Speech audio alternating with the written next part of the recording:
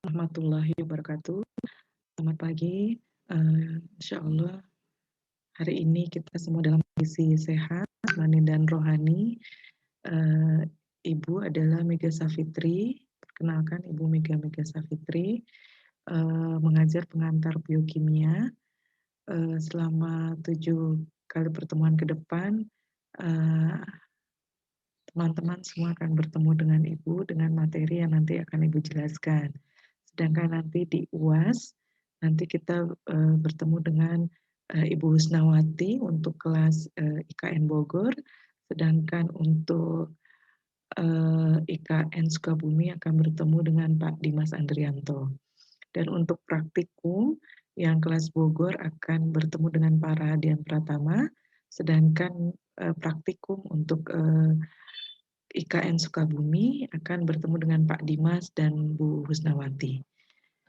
Baik, kita mulai hari ini perkuliahan pengantar biokimia. Apa tujuan umum dari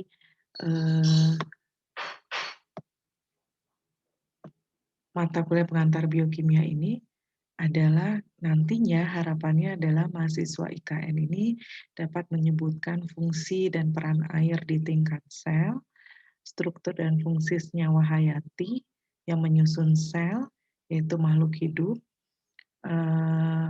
berupa biomolekul protein, karbohidrat, lipid, dan asam nukleat.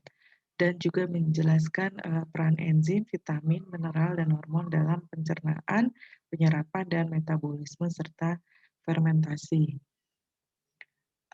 Jadi seperti yang sudah dijelaskan, nantinya kalian harus menguasai tentang air, tentang protein, karbohidrat, lipid, asam nukleat, enzim, vitamin, mineral. Ya, semua ada yang kita pelajari adalah untuk peranannya di dalam sel, terutama nanti dalam proses pencernaan, penyerapan, dan metabolisme dari biomolekul tadi ya, karbohidrat, lipid, protein secara umum, dan kalian mengerti bagaimana proses fermentasi itu terjadi. Mengapa perlu dijelaskan tentang fermentasi? Karena kemungkinan ada produk-produk berbasis perikanan yang prosesnya adalah melalui mekanisme fermentasi ini. Nah, manfaatnya apa? Jadi ketika kalian sudah belajar pengantar biokimia ini, kalian akan lebih mengerti tentang sel kalian sendiri ya. Bagaimana air itu bisa menjaga kestabilan sel, bagaimana pentingnya karbohidrat, protein, lipid, asam nukleat, enzim, vitamin, mineral, dan bagaimana energi itu dihasilkan ya dari biomolekul karbohidrat, lipid, protein, asam nukleat, dan bagaimana energi itu diproses itu melalui metabolisme, peran-peran enzim, vitamin, dan mineral. Itu akan kalian lihat. Jadi selama ini kalian melihat berkaca di cermin adalah tubuh kalian seperti ini. Tetapi dengan mata kuliah pengantar biokimia, kalian bercerminnya lebih detail lagi ke dalam sel gitu ya. Jadi kacamatanya adalah ingin melihat apa yang terjadi di dalam sel kalian itu ya. Nah, kemudian strateginya mungkin Ibu akan memberikan ceramah dan PBL ya, sehingga kalian bisa lebih mengerti apa yang disampaikan, apa isi dari pengantar biokimia ini ya. Jadi nanti PBL ini nanti kalian bisa buat dalam PPT ataupun poster ya, tergantung kreativitas kalian ya. Ibu akan menilai itu. Nah, untuk evaluasi nilai tadi ya, tugas belajar aktif itu, tugas yang Ibu berikan itu kemungkinan ada 3 tugas gitu ya. Belajar aktif itu dinilai 20%, kemudian UTS nanti 25%, UAS 25%, praktikum 25%, dan partisipasi kehadiran itu 5%. Nah, ini adalah bahan bacaan, tetapi mungkin ada yang terbaru, silakan. Tapi intinya ini semua adalah melihat tadi biomolekul tadi ya. Nah, kemudian ini yang akan Ibu jelaskan untuk di, eee, UTS ya, baik di kelas IKN, Sukabumi maupun IKN Bogor, yaitu air, minggu pertama, minggu kedua karbohidrat, minggu ketiga karbohidrat. Nah, mungkin minggu ketiga itulah Ibu akan isi tugas gitu ya, tugas mandiri, kemudian minggu keempat lipid, minggu kelima lipid tugas mandiri gitu ya, kemudian minggu ke-6 itu akan isi asam amino dan protein, minggu ke-7-nya adalah, tugas mandiri. Nah, kemudian nanti dengan UTS, untuk kelas yang Sukabumi dengan Pak Dimas dengan materi ini, enzim, vitamin, mineral, asam nukleat, pencernaan, dan absorpsi, pengantar metabolisme, dan fermentasi. Sedangkan yang kelas Bogor nanti akan dibimbing oleh, eee Ibu Husnawati. Nah, untuk praktikum nanti penjelasannya sendiri ya, jadi kalian hadir, nanti praktikum yang Bogor dengan Pak Radian, penanggung jawab praktikumnya yang Bogor yang Sukabumi dengan Pak Dimas Andrianto. Nah, tak kenal maka tak sayang itu ya, jadi perkenalkan Ibu adalah, Ibu Mega Savitri, berdomisili di Bogor Raya Permai.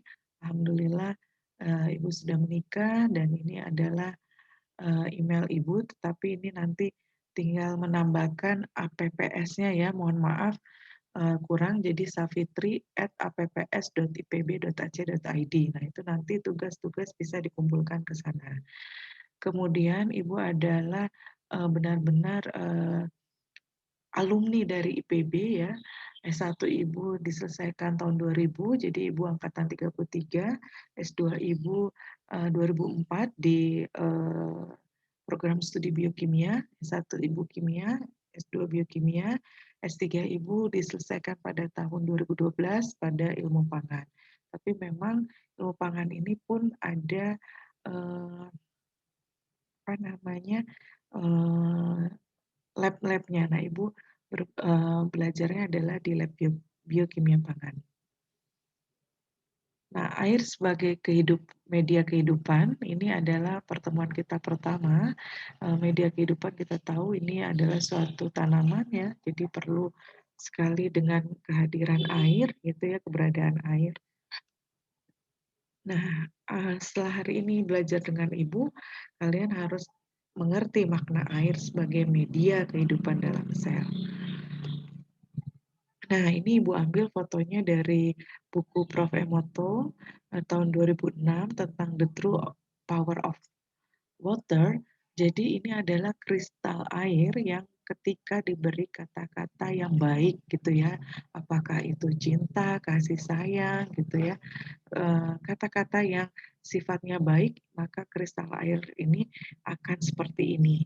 Tapi nanti kalau kalian ingin tahu bagaimana kristal air yang diberi kata-kata buruk itu juga akan membentuk kristal yang tidak sempurna seperti ini. Nah, hal ini menunjukkan bahwa kalau kalian kenal istilah inner beauty gitu ya, itu biasanya didapatkan dari orang-orang yang selalu berpikiran positif gitu ya. Tapi ketika orang itu berpikiran negatif atau sifatnya pesimis, maka tidak terlihat kecantikan alaminya. Nah, ketika kalian, berusaha untuk selalu berpikir positif, itu akan membuat, kalian menjadi, terlihat kecantikannya. Istilahnya adalah inner beauty, tapi untuk laki-laki pun akan terlihat ketampanannya. Hal ini, menunjukkan mengapa begitu, karena memang sel kita sebagian besar adalah air. Ketika kita selalu berpikir dengan baik, maka molekul-molekul air ini akan seperti ini dan itu akan terpancar dari sel-sel kita, apakah itu sel kulit kita, sel mata kita, sel semua sel yang ada di tubuh kita, ya. Jadi, eee, alhamdulillah memang karena ibu muslim, mungkin agama lain juga diajarkan bahwa dengan berbaik sangka itu akan, membuat, hidup kita lebih, bahagia gitu ya. Tapi ketika kita selalu berpikir berburuk sangka, maka itu akan menyusahkan diri kita. Nah, ini dibuktikan secara ilmiahnya melalui molekul air yang memang penyusun dari, sel ya. Nah, ini kita lihat bagaimana keberadaan air dalam sel, ini pada sel, tanaman ya, ini ada dinding sel yang kuning ini. Nah, ini sebagian besar adalah air. Nah, ini adalah sel hewan dan manusia, ini juga sebagian besar adalah air. Nah, kemudian ini kita lihat juga, sel dengan beberapa organelnya. Jadi memang, terbanyaknya adalah air penyusunnya di dalam sel itu. Nah, nanti kita akan bicara makromolekul ini yaitu protein kah, karbohidrat kah, asam nukleat, DNA kah, gitu ya. Dan untuk, membran sel ini biasanya disusun oleh yang namanya lipid ya. Kemudian, air itu, notasinya adalah ya, istilahnya rumus molekulnya adalah H2O. Jadi dia sebagai, transport elektron dan reaksi enzimatis. Sifatnya dia dapat mengion sehingga berpengaruh terhadap komponen sel, yaitu enzim, protein, asam nukleat, dan lipid. Jadi kalau tadi kita selalu berbaik sangka, maka air ini akan sesuai dengan, kapan dia akan mengionisasi sehingga nanti protein, enzim, asam nukleat, lipid yang ada di tubuh kita pun, berinteraksi dengan baik dengan air. Nah, air ini punya titik didih yang tinggi ya, 100 derajat Celcius. Nah, bayangkan kalau air titik didihnya adalah, 40, maka ketika kita, beribadah di Masjidil Haram ataupun di Madinah ya, di Mekah atau Madinah yang suhunya bisa sampai 40, maka kita akan mendidih. Tapi ini kan 100 derajat Celcius. Jadi Yang Maha Kuasa itu sudah menciptakan sedemikian rupa. Kemudian titik leburnya juga 0 derajat Celcius dan panas penguapannya sekitar 540 kalori per gram.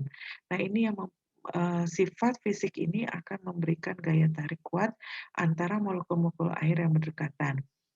Air ini karena sifat fisik tadi ya, jadi air sesama air itu menyebabkan saling berinteraksi sangat kuat.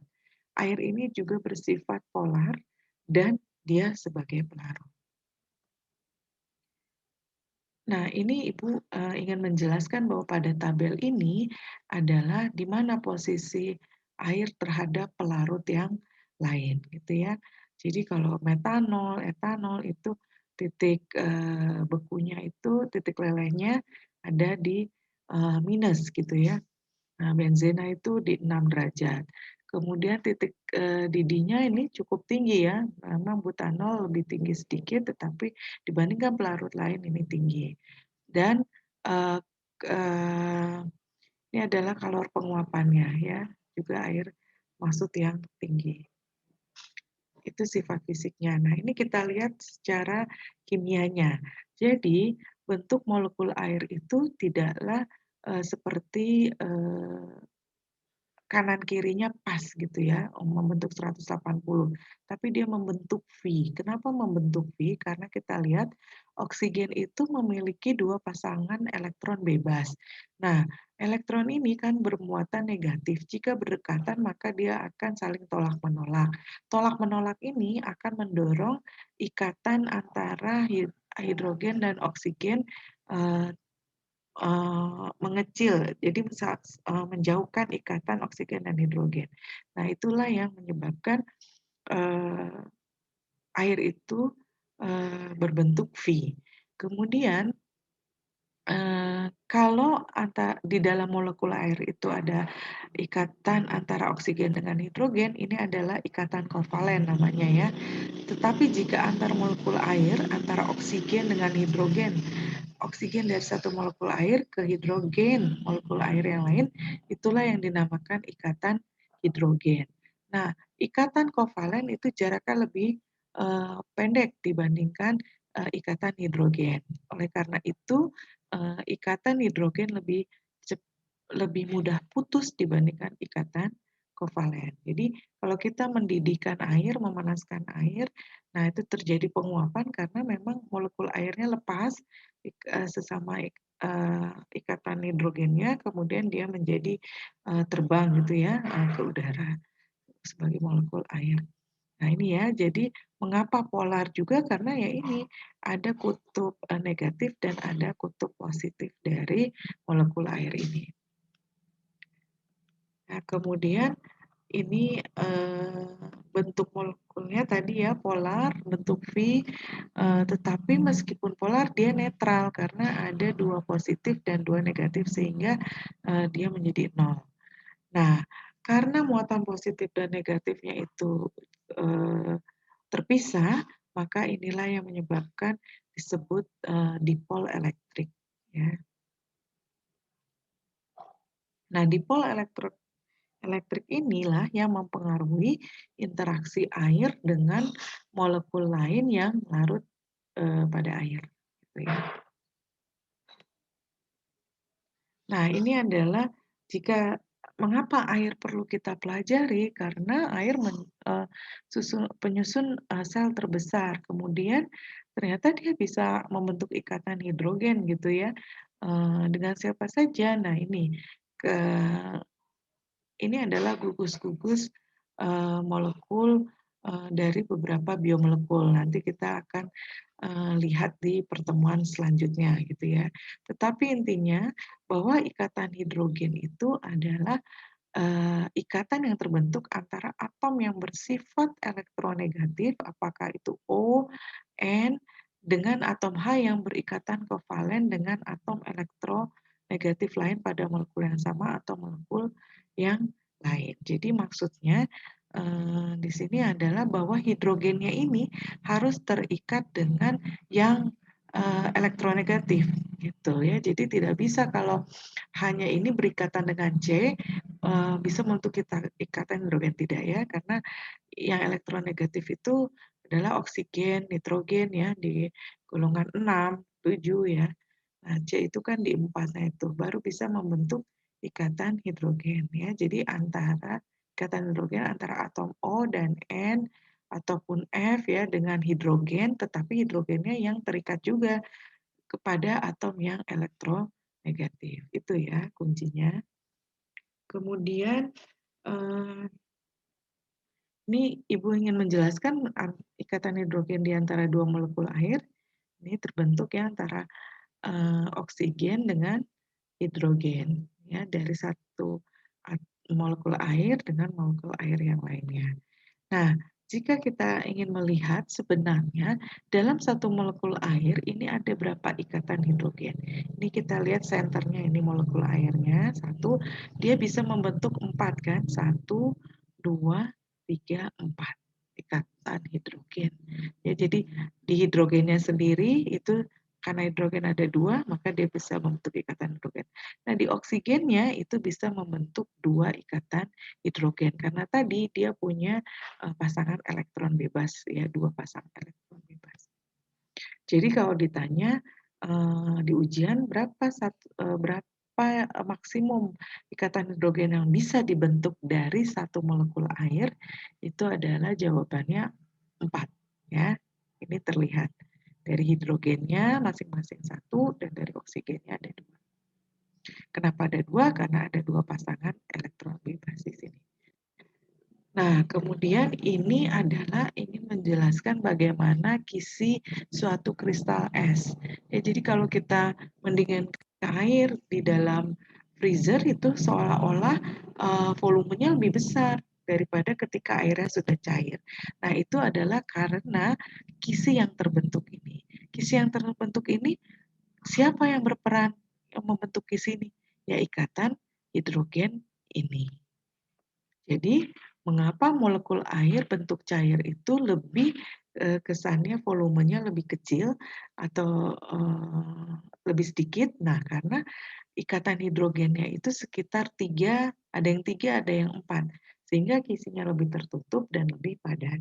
Sedangkan pada es itu adalah ikatan hidrogennya 4, sehingga kisinya terbuka, kurang padat dan jadi terapung. Nah, inilah yang sering berbahaya ketika di musim salju, di negara yang memang ada musim salju.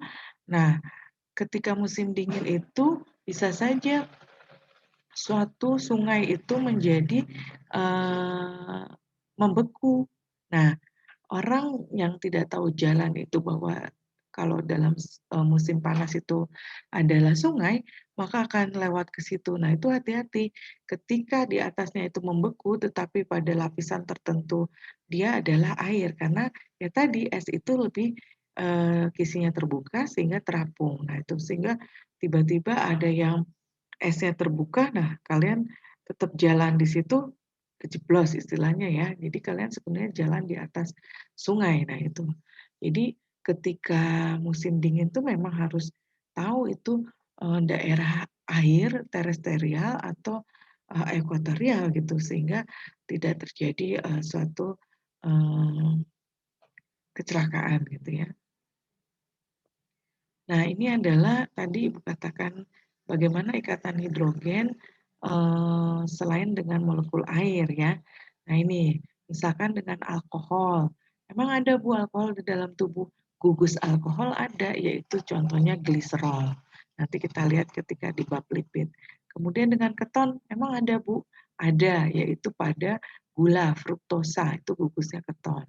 Jadi, air itu memang harus sebagai media atau pelarut media kehidupan karena dia bisa berinteraksi dengan, biomolekul yang ada di dalam sel melalui salah satunya ikatan hidrogen.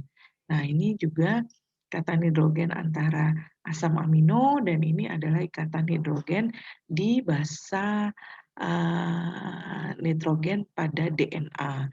Jadi kenapa DNA itu double helix? Nah, karena dia dibentuk oleh ikatan hidrogen asam, antara basa-basa nitrogen. Ini akan lebih jelas dijelaskan pada bab asam nukleat. Nah, air sebagai pelarut itu maknanya apa? Eee, kita tahu ya ada, senyawa NaCl, natrium klorida. Itu kan suatu senyawa yang sangat positif yang disusun dari logam sangat positif dengan, klor ya, yang sangat, negatif. Jadi harusnya satu positif atau negatif itu sulit sekali untuk dipisahkan. Tapi apa yang terjadi ketika dengan air? Itu larut. Nah, kenapa demikian? Ternyata si air ini melakukan, eee, melarutkan NaCl itu dengan cara Na yang bermuatan positif didekati dengan sisi negatif dari air. Sedangkan sisi negatif dari NaCl, yaitu Cl-nya, didekati dengan sisi positif dari air, yaitu hidrogen. Ya. Jadi seperti itu. Jadi kalau kita mimetikan dalam kehidupan, sangat baik sekali kita meniru sifat air ini ya.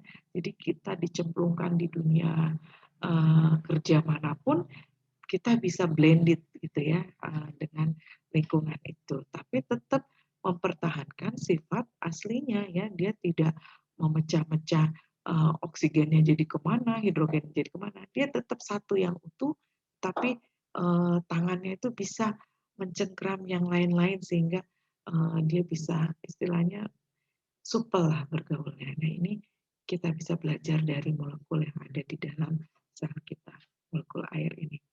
Nah kemudian bagaimana air ini kelarutannya di gas ya, ternyata dia juga mempunyai kelarutan, di gas yang cukup tinggi pada hidrogen, sulfida gitu ya. Ini kita lihat dari, bilangan, kelarutannya di dalam air.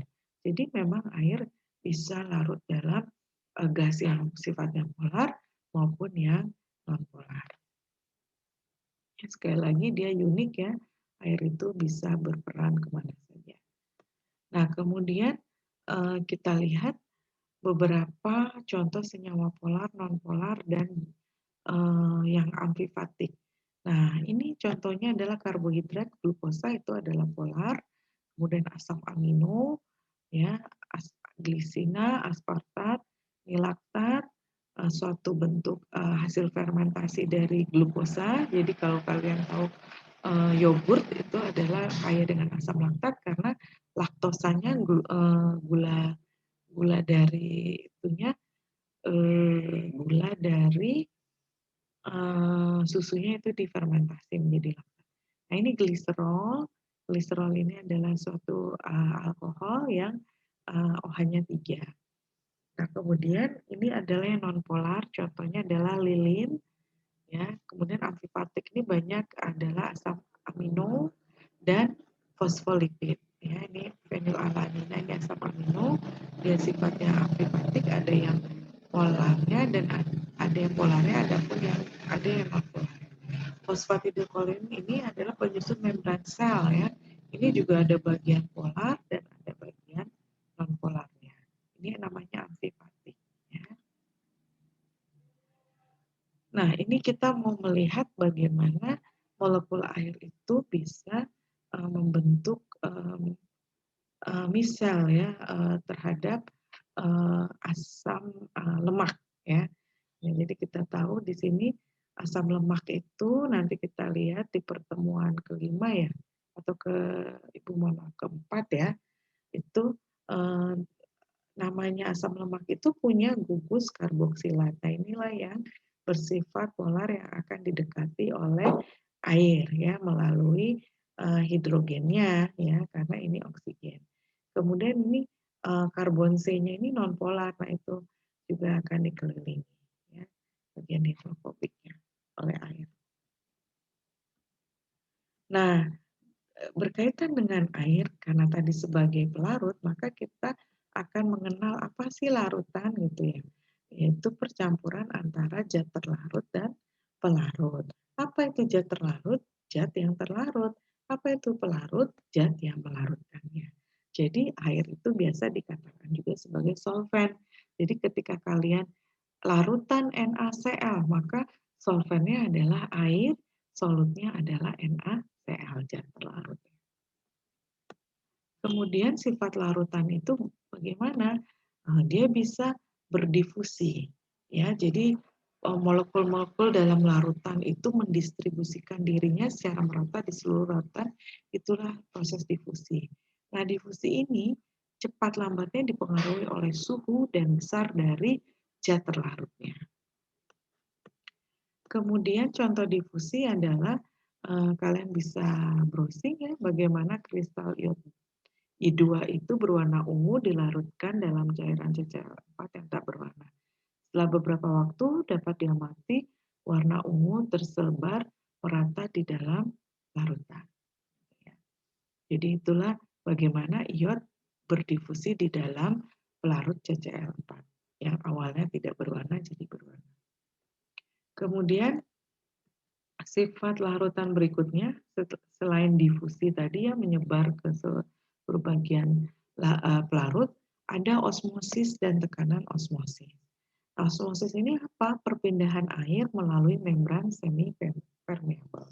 Jadi perpindahan air itu terjadi karena adanya perbedaan tekanan osmosis. Ya. Jadi tekanan osmosis adalah tekanan yang harus diberikan kepada suatu larutan untuk mencegah perebesan air. Jadi makanya kita kalau diinfus, ya, kalau lagi sakit itu tangannya nggak boleh lebih tinggi dari botol infusnya. Kalau lebih tinggi, maka darah akan keluar ke dalam sel infus. Nah, itu adalah suatu kondisi tekanan osmotik yang harus dipertahankan.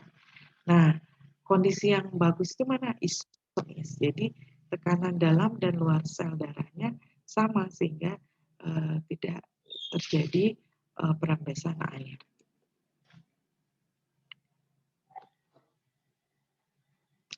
Nah, ini tekanan osmotik itu ada yang sifatnya hipertonik, hipotonik, dan isotonik. Nah, hipertonik ini tekanan di luar selnya itu lebih besar dibandingkan di dalam sel, sehingga sel akan mengalami plasmolisis. Hipotonik itu larutan di luar sel lebih kecil daripada di dalam sel. Nah, ini yang disebut dengan plasmolisis. Nah, yang baik itu adalah isotonik karena di dalam dan di luar sel itu sama tekanannya, sehingga tidak terjadi perembesan air tadi, ya, atau airnya bisa keluar atau ke dalam sel. Nah, ini biasanya larutan fisiologis namanya. Isotonik itu larutan fisiologis, contohnya adalah NaCl yang konsentrasinya 0,9%. Persen di sini apa? Persen bobot per volume. Kalau kalian masih ingat pelajaran kimia, bobot per volume artinya ada 0,9 gram NaCl di dalam 100 mili larutan. Ya. Nah, ini adalah kita mau lihat sel yang isotonik ini seperti ini. Nah, ketika sel hipertonik, tadi tekanan di luarnya lebih besar daripada di dalam, nah maka air dalam selnya akan keluar, sehingga selnya mengkerut. Nah, sedangkan ini hipotonik, artinya tekanan di dalamnya lebih besar daripada di luar, sehingga air masuk ke dalam sel, sehingga selnya menggembung. Nah, osmosis tadi permudahan air melalui membran, tekanan osmosis itu untuk mengimbangi aliran osmosis. Nah, ada dialisis. Nah, ini untuk memisahkan molekul kompleks dari molekul yang sederhana. Nah, kalau di dalam tubuh kita ini, fungsi dialisis ini adalah pada organ ginjal. Ya. Tetapi kalau di dalam praktikum itu ada istilahnya kantung dialisis ya, untuk memisahkan pati dengan glukosa. Itu pati itu molekul yang besar, glukosa itu adalah molekul yang kecil. Itu dipisahkan dengan kantung dialisis. Nah, dialisis tadi pemisahan molekul besar dengan molekul kecil yang berfungsi melalui membran. Jadi ada membran. Nah, ini yang terjadi di ginjal kita. Nah, ketika ginjal kita rusak, nah itu protein bisa ada di mana di air seni. Nah, itu salah. Ya, harusnya dia diserap kembali, tetapi ginjalnya organnya rusak, maka membrannya tidak bisa menahan, tapi mengeluarkan ke urin maksudnya. Ya, kemudian kalau di labnya itu contohnya adalah pemisahan tadi yang Ibu jelaskan, glukosa dari pati. Nah, kemudian ada tegangan permukaan. Tegangan permukaan itu apa? Jadi daya tahan lapisan tipis permukaan suatu cairan terhadap usaha untuk merubah luas permukaan cairan tersebut. Kenapa kita pelajari sifat larutan ini? Karena nanti kaitannya dengan air. Air itu tegangan permukaannya tinggi. Contohnya apa? Nah, kalau di praktikum itu akan melihat bagaimana air menahan jarum. Nah, kemudian ada lagi jarum dicelupkan ke air kelapa. Nah, itu kenapa? Berarti airnya sudah banyak elektrolit-elektrolit. Apakah lebih meningkatkan tegangan permukaan atau tidak? Nah, satu lagi ada jarum di garam empedu. Itu jarumnya cepat tenggelam atau tertahan di atas. Nah, itu kenapa? Nah, itu semua kaitannya dengan tegangan permukaan. Jadi Ibu jelaskan bahwa tegangan permukaan air itu tinggi ya. Sehingga sebenarnya ketika ada air kemudian ingin ditaruh jarum itu sebenarnya ada eh, daya tahannya dulu oleh air itu. Apalagi dengan air kelapa yang banyak ionnya. Itu akan lebih ditahan lebih lama sedikit ya dibandingkan yang air saja. Kemudian kalau yang tadi pakai larutan empedu ya, apakah itu empedu ayam atau empedu sapi diambil, dia jarum mau dimasukkan ke situ, maka dia pasti cepat sekali tenggelamnya. Kenapa? Karena larutan empedu itu ada asam-asam dan garam-garam empedu yang sifatnya adalah menahan, mohon maaf, menurunkan tegangan permukaan. Masuk. Nah, ini apa kaitannya kalau di tubuh? Nah, kalau di tubuh itu adalah ketika kalian makan lemak, minyak, nah kan semua pencernaan kita terbesarnya air. Nah, gimana air dan mohon maaf, gimana minyak dan lemak bisa diserap? Maka peran larutan empedu itu yang akan menurunkan tegangan permukaan air sehingga air bisa melarutkan lemak dan minyak sehingga bisa diserap oleh usus kita. Seperti itu ya. Nah, kemudian selain tegangan permukaan ada antar permukaan. Nah, ini batas antara dua zat cair atau zat cair dengan zat padat. Nah, ini tegangan permukaan jelas dipengaruhi oleh zat terlarutnya ya. Nah, tadi yang Ibu katakan kalau garam-garamnya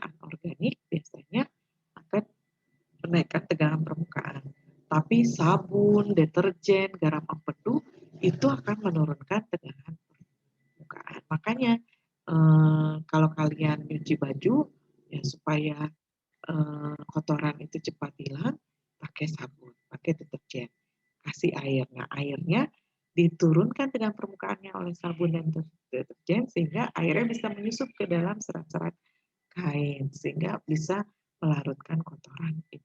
Ya, seperti itu ya. Nah, kemudian emulsi itu apa? Nah, ini adalah suspensi metastabil yang terdiri atas dua atau jenis atau lebih jenis zat senyawa yang satu dengan lainnya tidak saling melarutkan. Nah, contohnya apa dalam kehidupan sehari-hari itu susu, susu sapi, susu kambing ya, yang fresh ya, yang whole ya, bukan yang sudah dikeringkan atau jadikan serbuk. Nah, itu bentuk dari emulsi ya. Jadi kalau kalian diamkan lama-lama sebenarnya nanti ada suspensi ya terbentuk. Nah, kalau yang emulsi yang dibentuk secara industri itu adalah margarin. Nah, kemudian ada sifat berikutnya koloid ya. Koloid itu sifat larutan ya. Intinya adalah bahwa larutan yang ukuran partikelnya 1 milimikron ya sampai 0,1 mikron. Nah, jadi di antara larutan dengan larutan suspensi koloid ini ya. Jadi berada di tengah-tengah larutannya NaCl misalkan itu kan tidak terlihat ya partikelnya dengan larutan suspensi. Suspensi itu kalau kalian pernah minum obat lambung, nah itu suspensi kan. Nah ini koloid itu di antaranya berada di antara. Contohnya apa? Asap. Jadi asap itu sebenarnya ada partikelnya, makanya ibu sangat marah sekali ketika ada orang membakar sampah yang dimana sampahnya itu adalah plastik. Nah, karena monomer dari plastik itu kan polimer ya, monomer dari plastik itu terbawa oleh asap itu. Nah, jika kita menghirupnya, maka monomer itu akan masuk ke dalam pernafasan kita. Nah, itulah yang bisa menyebabkan terjadinya kanker. Kenapa? Karena monomer dari plastik itu adalah karsinogenik. Zaman dulu nggak apa-apa bakar sampah ya kalau selama itu adalah daun-daunan dibakar itu menjadinya karbon gitu ya nggak masalah. Tapi ketika itu menjadi radikal bebas tadi ya monomer dari polimer plastik itulah yang menyebabkan polusi udara dan sehingga tadi bisa menyebabkan kanker. Nah, contohnya asap itu adalah fase terdispersinya itu abu halus, media terdispersinya tadi gas atau udara. Nah, koloid ini ada yang terdispersi dengan media pendispersinya cukup kuat dan ada yang lemah. Jadi yang daya ikat yang lemah itu adalah yang koloid liophop, sedangkan yang daya ikatnya kuat itu adalah yang koloid liofil. Nah, koloid liophop ini bentuknya lebih ke arah suspensoid tadi ya. Nah, jadi dia akan mudah sekali mengendap ketika hanya ditambahkan sedikit elektrolit atau garam. Contohnya adalah koloid garam-garam anorganik. Nah, yang liofil ini contohnya adalah mirip emulsi ya. Contohnya kalau dikasih banyak elektrolit tetap aja pengendapannya sulit. Nah, ini contohnya pati dan gelatin. Ya, itu koloid liofil. Nah, kemudian yang terakhir terkait dengan air itu adalah buffer ya. Buffer itu bukan bawa perasaan ya, baper kalau orang Sunda F-nya jadi P. Ini buffer ini larutan penyangga. Nah, ini dia biasanya dibentuk dari asam lemah dan garamnya. Jadi larutan asam lemah. Biasanya pelarutnya itu ya air ya, maupun garamnya. Nah, ini untuk menyangga pH suatu larutan bila dalam larutan tersebut tambahkan sedikit asam atau basa. Jadi bayangkan kalau darah kita tidak ada buffernya, maka kalau sedikit saja tadi kita menghirup asap yang sifatnya zat terlarutnya tadi itu adalah asam itu, nah masuk ke paru-paru kemudian masuk ke darah, nah darah menjadi asam. Nah, kalau tidak dijaga pH-nya oleh buffer akan menjadi cepat asam, nah terjadilah gangguan metabolisme ya, transfer-transfer. Nah, makanya perlu buffer. Di darah itu namanya buffer ekstraselular, biasanya itu namanya buffer karbonat, sedangkan yang di dalam sel itu namanya buffer intraselular, itu biasanya buffer fosfat. Nah, ini contoh. Buffer fosfat ini intraselular tadi ya, rentangnya pH 6,9 sampai 7,4. Nah, ini penyusunnya H2PO4- sebagai donor proton, HPO4 2- juga sebagai akseptor protonnya. Nah, ini ya. Variasi sih ada yang bisa dibuat dari 6,1 sampai 7,7, tapi dalam tubuhnya biasanya 6,9 sampai 7,4. Nah, kemudian buffer karbonat ini tadi yang di darah, ya, siapa donor protonnya H2CO3, akseptornya HCO3- ya. Nah, ini adalah daya tahan buffer ini, harapannya yang kuat itu adalah jika ditambahkan ke dalam 1 liter lautan buffer agar pH-nya berubah satu satuan. Jadi berapa sih mol H+ atau AH- yang harus ditambahkan? Kalau daya tahannya rendah, baru sedikit saja ditambahkan udah berubah pH. Kalau daya tahannya tinggi, mau banyak juga OH- atau H+-nya, dia tetap pH-nya sekian. Itu namanya daya tahan. Nah, maksimum jika berapa? Jika konsentrasi basa atau asam lemahnya berbanding konsentrasi garam sama dengan 1. Nah, ini dalam kimia dasar pasti kalian sudah pelajari ya. Nah, ini tadi yang di awal kristal yang diberi tanda cinta, kata-kata cinta. Nah, ini adalah tanda-tanda terima kasih. Jadi air yang diberi ucapan terima kasih, jadi tulisan terima kasih, difoto, diabadikan oleh Prof. Emoto, kristalnya di bawah mikroskop seperti ini, sangat indah.